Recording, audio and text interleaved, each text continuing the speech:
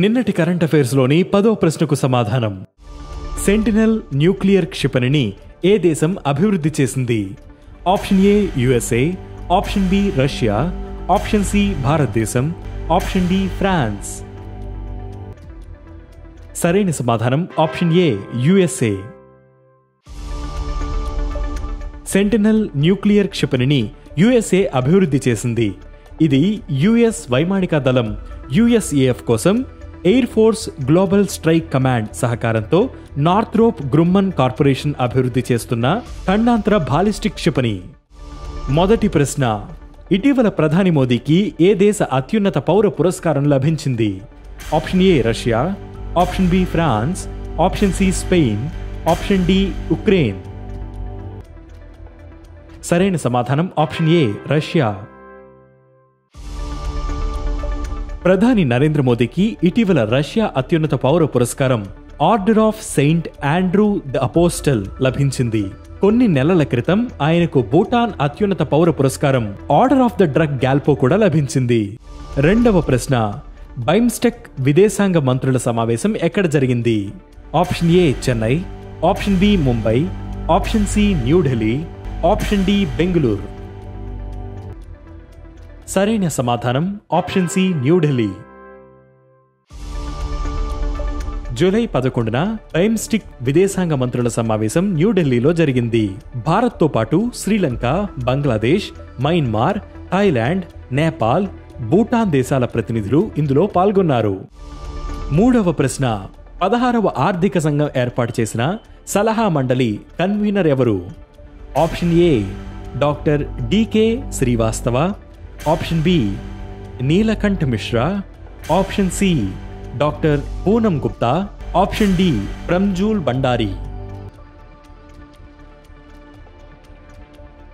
సరైన సమాధానం option C doctor Poonam Gupta. 16వ ఆర్థిక సంఘం ఏర్పాటు చేసిన సలహా మండలి కన్వీనర్గా డాక్టర్ పూనం గుప్తా నియమితులయ్యారు. ఈ కమిటీలో డాక్టర్ డికే శ్రీవాస్తవ, నీలకంఠ్ మిశ్రా, ప్రమ్జూల్ భండారి, రాహుల్ ఒజోరియా ఉన్నారు. నాలుగవ ప్రశ్న, go with the trees foundation drive ను ఎవరు నిర్వహించారు? Option A ITBP, option B BSF, option C CISF, option D CRPF. సరైన సమాధానం option B BSF.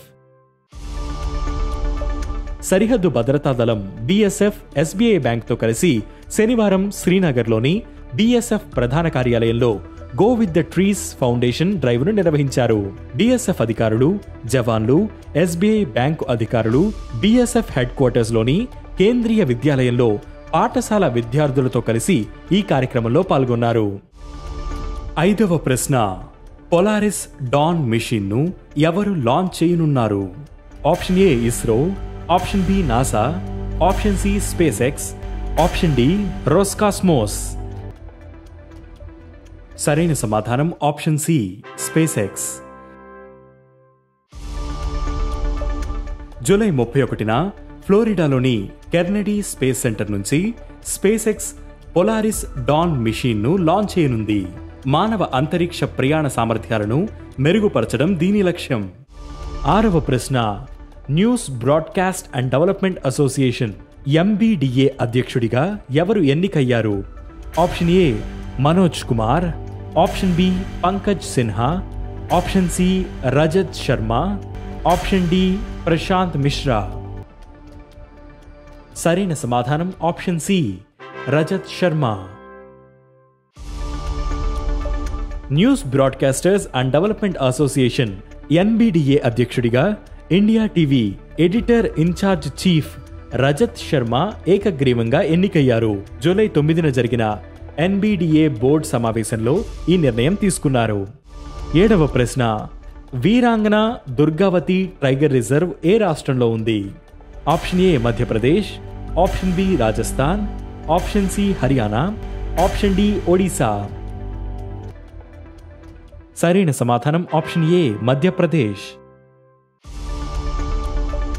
Veerangana Durgavati tiger reserve మధ్యప్రదేశ్లో ఉంది. ఇందులో పులుల వేట, అక్రమాలకు సంబంధించిన ఆరోపణలపై మధ్యప్రదేశ్ ప్రభుత్వం దర్యాప్తు ప్రారంభించింది. ఇది మధ్యప్రదేశ్లోని సాగర్, దామోహ్, నార్సింగ్పూర్ జిల్లాల్లో విస్తరించి ఉంది. 8వ ప్రశ్న, 2024 ప్యారిస్ ఒలింపిక్స్లో భారత బృందానికి ప్రధాన స్పాన్సర్ ఎవరు?